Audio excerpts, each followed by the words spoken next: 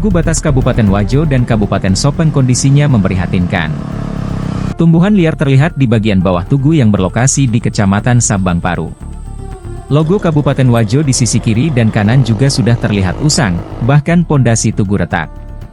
Sementara bagian atap tugu yang berlokasi 18 km ke arah kota Sengkang ini pun lapuk dimakan usia. Salah satu warga, Mulyadi, mengaku tugu batas Kabupaten Wajo Sopeng perlu perhatian pemerintah setempat. Pasalnya, sudah ada beberapa bagian yang rusak bahkan minim penerangan.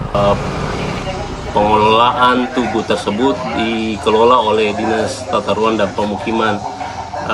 Kemungkinan perbaikan rehabilitasinya itu sekitar tahun 2008-2009. Untuk beberapa tugu itu dilakukan rehabilitasi antara tugu di Kecamatan Sabang Paru dan tugu di Kecamatan Pamana serta tugu di Kecamatan Manyampajo.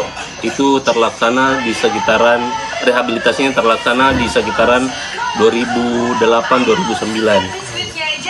Melihat kondisi yang ada saat ini pun, apakah untuk anggaran sekarang ada nggak untuk anggarannya? Khusus untuk tata ruang, untuk tahun ini kami tidak ada penganggaran fisik karena di kami itu hanya penyusunan rencana detail dan rencana tata ruang wilayah Kabupaten Wajo. Jadi mungkin kegiatan itu tidak ada di kami, mungkin bisa disisipkan ke instansi yang berwenang, apakah itu Perkim atau di jasa konstruksi. Baik. Pak, melihat kondisi di malam hari itu minim penerangan, Pak, bagaimana?